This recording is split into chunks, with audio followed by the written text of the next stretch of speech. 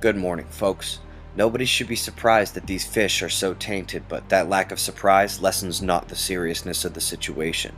I've been getting my financial news from Hyper Report, but I'll share this one with you as a reminder that China isn't doing well either. Volcanic activity has been watched closely in New Zealand of late, and the scenario merits further attention be paid.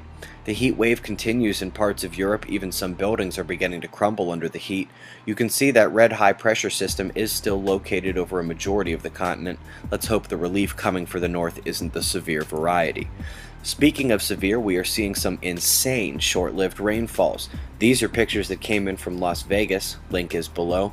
One of the weather records set yesterday that really caught my eye happened over the span of 5 minutes, over half an inch of rain in New Liberty, Colorado. There's no other way to slice it, that's a snapshot of a deluge. Don't forget Isaac is headed on course for Florida, expected to hit as a hurricane. I suppose it could be worse, not like we got 2 cyclones bearing down on us or anything. Of course, as always, don't forget to check Torcon midday for your severe weather threat tonight. The cosmic ray charts are showing some larger circles at the end. Appears to be a short surplus followed by a deficit.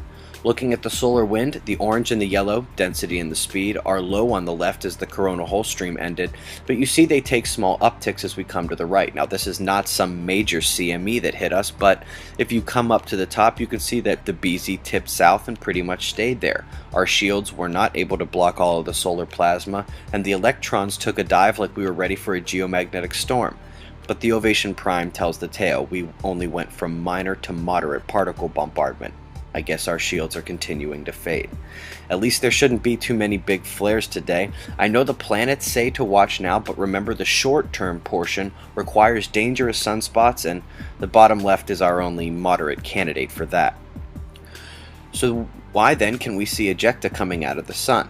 If there are no flares, Earth is the yellow dot, so that ejection we should be able to see somewhere on the right side of the sun as we look at it.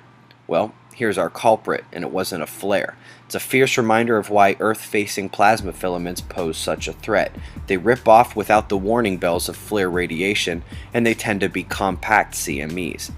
Beyond that, we do have another coronal hole stream on the way from that central dark spot, and I'll also draw your attention to the left, having just discussed plasma filaments, and leave you with a shot of this magnetic mess. That's the news, folks. Be safe.